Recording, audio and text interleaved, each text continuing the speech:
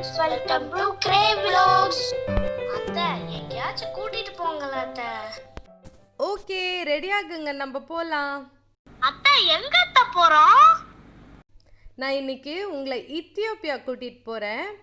இத்தியோப்பியாவில் கிடைக்கிற super dish ஒன்று சமைச்சு தர போறேன். ஓ, இது ஃபுட் டிராவலா? ஏ! வாங்க ஃப்ரெண்ட்ஸ், இன்னைக்கு நம்ம இத்தியோப்பியாவோட பாரம்பரிய உணவான இன்ஜிரா எப்படி பண்ணுறதுன்னு பார்க்கலாம். இன்ஜிரா வந்து டெஃப்ங்கிற மாவில் செய்கிறது. இது ஒரு தோசை மாதிரி தான்.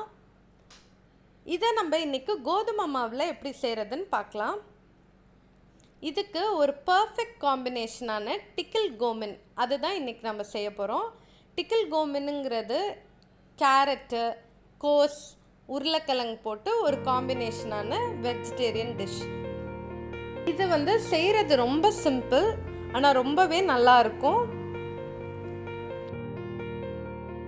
இதுக்கு ஃபஸ்ட்டு நான் ஒரு பாத்திரத்தில் 2 கப் கோதுமை மாவு சேர்த்துக்கிறேன்.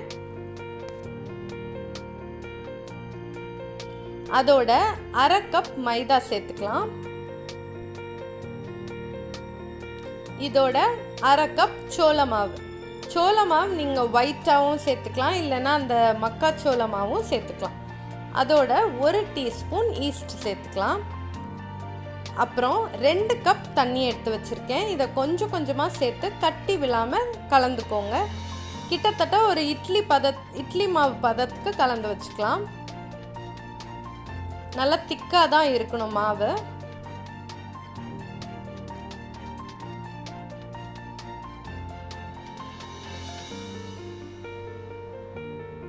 பாருங்கள், இந்த மாதிரி திக்காக கட்டி இல்லாமல் கலந்துக்கலாம். இதை வந்து பொதுவாக 2 நாளுக்கு புளிக்க வைக்கணும்.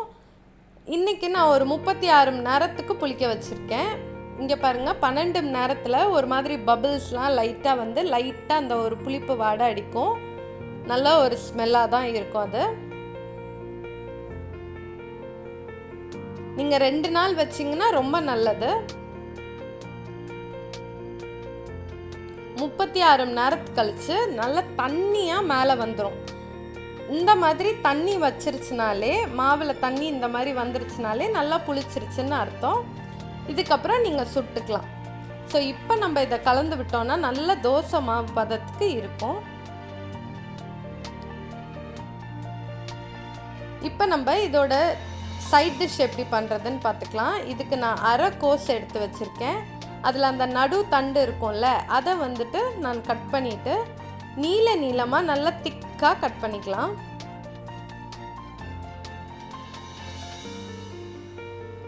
இந்த மாதிரி கட் பண்ணி ஒரு பாத்திரத்தில் மாற்றி நல்லா வாஷ் பண்ணி எடுத்துக்கோங்க.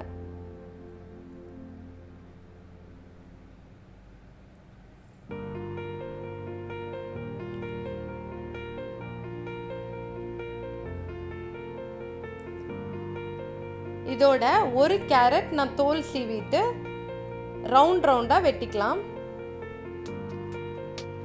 இந்த மாதிரி வெட்டி வச்சுக்கிறேன்.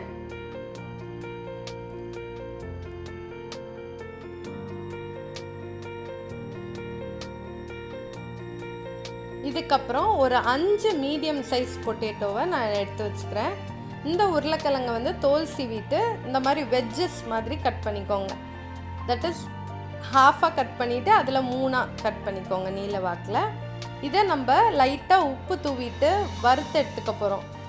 இது ஏன் வறுக்கிறோன்னா, அந்த கறியில் போடும் போது குழஞ்சி ஒரு மாதிரி ஆகிடக்கூடாது, சொதன்னு ஆகிடக்கூடாது. ஸோ வந்து அந்த கிறிஸ்பாக வெளியில் தோல் வந்துடணும்.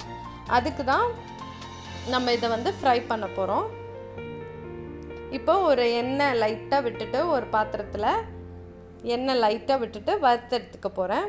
வறுக்கும் போது ஹை ஃப்ளேம்லேயே வச்சுக்கோங்க. வெளியில் மட்டும் வறுத்தா போதும். தட் இஸ் உள்ளே ரொம்ப வேகணும்னு இல்லை. ஏன்னா நம்ம அதை திருப்பி அந்த மசாலா பண்ணும் போது வெந்துக்கும்.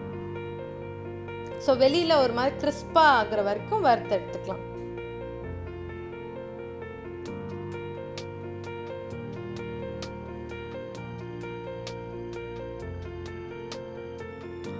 இது வறுக்கிறதுக்கு நீங்கள் நார்மலாக சன்ஃப்ளவர் ஆயிலோ இல்லை கடலெண்ணெயோ எதுனாலும் சேர்த்துக்கலாம்.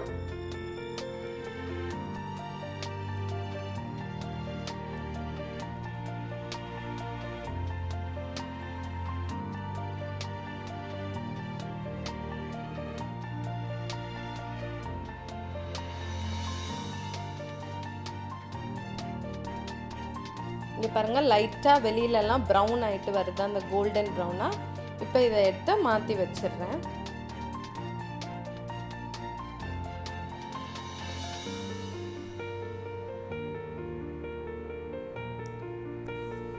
வச்சுக்கலாம். இப்போ ஒரு பேனை சூடு பண்ணிக்கிறேன். அதே சமயத்தில் பக்கத்து அடுப்பில் நல்லா கொதிக்கிற மாதிரி தண்ணி எப்போவுமே வச்சுக்கோங்க. இந்த எத்தியோப்பியன் உணவில் எப்போவுமே பார்த்திங்கன்னா சைடில் நல்லா தண்ணி கொதிக்கிற மாதிரி வச்சுக்கிறாங்க. அதுக்கப்புறம் என்ன சைட் டிஷ் பண்ணாலோ, சிக்கன் பண்ணாலோ இல்லை இந்த மாதிரி வெஜிடேரியன் பண்ணாலோ நம்ம தண்ணி சேர்ப்போம்ல, நடுவில் ஏதாவது தண்ணி தேவைப்பட்டால் சேர்க்குறோம்ல, அதுக்கு அவங்க கொதிக்கிற தண்ணியை தான் சேர்க்குறாங்க. நார்மலாக நம்ம சேர்க்குற மாதிரி பச்சை தண்ணி சேர்க்குறதில்ல. இப்போ ஒரு வெங்காயத்தை நீளமாக கட் பண்ணி நான் வெறும் சாஸ்பேனில் வறுத்துக்கிறேன்.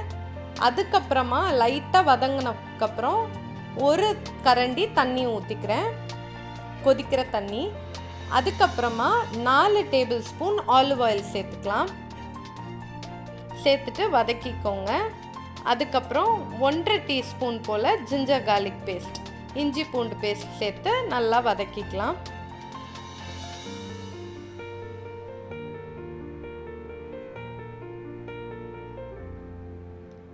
இது நல்லா வதங்கினதுக்கப்புறமா நம்ம வெட்டி வச்சுருக்கோம் இல்லையா கோஸ், அதை சேர்த்துக்கிறேன்.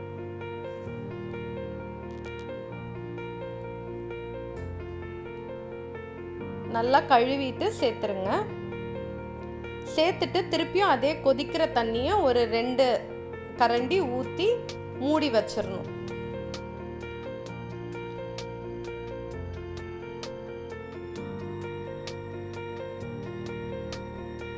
தண்ணி சேர்த்தாச்சு. மூடி ஒரு 7 நிமிஷம் வேகட்டும். அந்த கோஸ் பார்க்கலாம் இன்னமும் நல்லா வெந்து இல்லை. ஸோ திருப்பியும் நல்லா ஒரு கிளறிட்டு திருப்பியும் மூடி வச்சுக்கலாம்.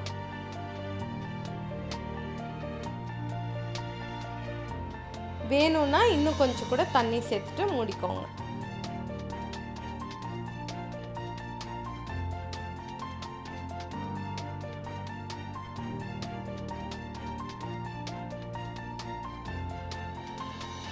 இப்போ நல்லா அந்த கோஸ் எல்லாம் சாஃப்டாகி ஒரு மாதிரி கண்ணாடி மாதிரி பலன்னு வந்துருச்சு. இப்போ நம்ம இதில் மசாலா சேர்க்க போகிறோம். இதுக்கு 2 டீஸ்பூன் மஞ்சத்தூள் சேர்க்குறேன். இந்த டிஷ் கொஞ்சம் மஞ்சளாக தான் சர்வ் பண்ணுவாங்க. ஸோ நல்லா மஞ்சள் தூள் இருக்கணும். ஸோ 2 டீஸ்பூன் மஞ்சத்தூள் சேர்த்துக்கலாம். நம்ம பெர்பெரேன்ற ஒரு பொடி சேர்க்க போகிறோம். அது என்னென்னா வரமிளகா, தனியா, வெந்தயம், onion powder, ginger powder, garlic powder, அப்புறம் ஆல் ஸ்பைஸு, அதுக்கப்புறம் ஜீரகப்பொடி, மிளகு எல்லாம் சேர்த்து அரைச்ச மாதிரி. அது என்னென்ன சேர்த்து அரைக்கணுன்றதை நான் டிஸ்கிரிப்ஷன் பாக்ஸில் கொடுக்குறேன். அதெல்லாம் சேர்த்து கரம் மசாலா எப்படி அரைப்போம் அந்த மாதிரி அரைச்சி ஒரு 1.5 டீஸ்பூன் அதையும் சேர்த்துக்கலாம். சேர்த்துட்டு நல்லா கலந்து விட்டுட்டு மூடி வச்சுருங்க. திருப்பி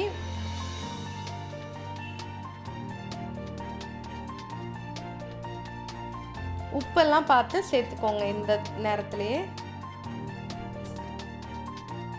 இப்போ நம்ம உருளைக்கிழங்கும் கேரட்டும் எடுத்து வச்சுருக்கோம் இல்லையா, அதையும் சேர்த்துட்டு திருப்பி வேணும்னா கொஞ்சமாக தண்ணி சேர்த்துட்டு மூடி வச்சிடலாம்.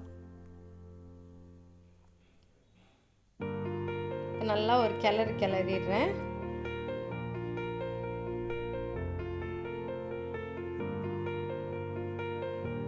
உப்பு பார்த்து சேர்த்துருங்க.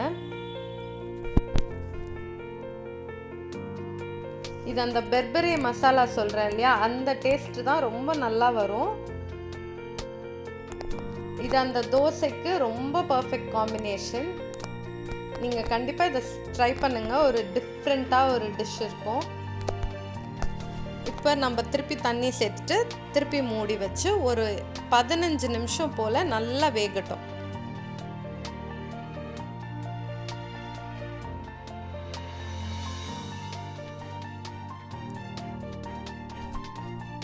இப்போ கேரட்டும் வெந்திருக்கு, நல்லா எல்லாமே எசன்ஸ்லாம் இறங்கியிருக்கு.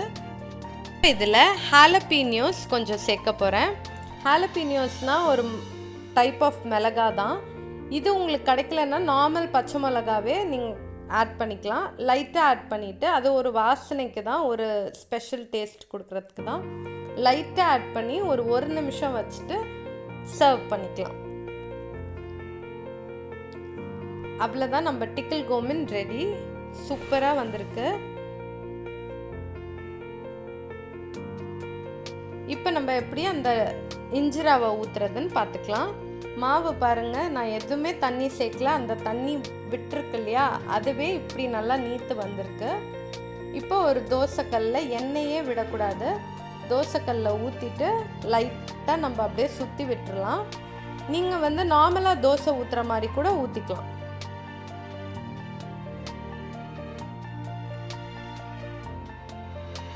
இந்த மாதிரி ஊற்றிட்டு ஒரு 20 செகண்ட் போல் நம்ம ஓப்பனாகவே குக் பண்ண போகிறோம். அதுக்கப்புறம் மூடி வச்சு அனலை கம்மி பண்ணிவிட்டு ஒரு 40 செகண்ட் போல் தான் ரெடி ஆகிடும். சூப்பராக ரெடி ஆகிடும். 40 செகண்ட்லேயே சூப்பராக வெந்துடும். இதை வந்து நான் இப்போ மாற்றிக்கிறேன். இன்னொன்றும் ஊற்றி காமிக்கிறேன்.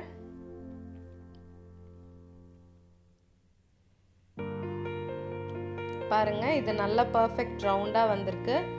யூஸ்வலாக இந்த இஞ்சிரா வந்து நல்ல பெரிய கல்லில் ஊற்றுவாங்க, நல்ல பெருசாக வரும்.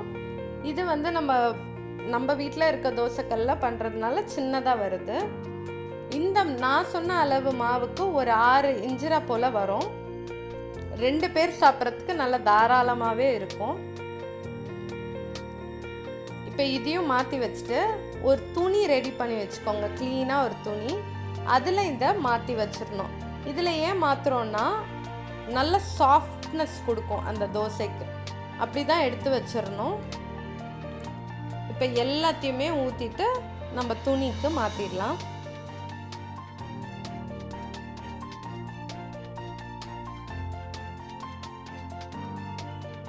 இதுக்கு வந்து நான் சொன்ன மாதிரி நீங்கள் சிக்கன் டிஷ்ஷு இல்லை மீட் யூஸ் பண்ணுவாங்க, மட்டன் யூஸ் பண்ணுவாங்க, இல்லை வெஜிடபிள்ஸ் யூஸ் பண்ணி இந்த டிக்கிள் கோமன் செய்வாங்க. இல்லைன்னா ஒரு பருப்பு யூஸ் பண்ணி, மசூர் தால் யூஸ் பண்ணியும் ஒரு டிஷ் இருக்குது. இந்த மாதிரி நிறையா டிஷ்ஷஸோடு இதை சாப்பிடுவாங்க. இன்றைக்கி வந்து நான் இந்த வெஜ் டிஷ் உங்களுக்கு செஞ்சு காமிக்கிறேன். ஸோ இந்த மாதிரி எல்லாத்தையும் துணியில் மாற்றியாச்சு. சூப்பராக ரெடியாக இருக்குது. அவ்வளோதாங்க. நம்ம எத்தியோப்பியா போயிட்டு வரலன்னா என்ன, எத்தியோப்பியன் ட்ரெடிஷ்னல் ஃபுட்டை சாப்பிட்டு என்ஜாய் பண்ணலாம். இந்த ஃபுட் ட்ராவல் உங்களுக்கு பிடிச்சிருந்ததுன்னா எனக்கு மறக்காமல் ஒரு தம்ஸ் அப் கொடுங்க. உங்கள் ஃப்ரெண்ட்ஸ்க்கெல்லாம் ஷேர் பண்ணுங்கள். அமசெக்கினால்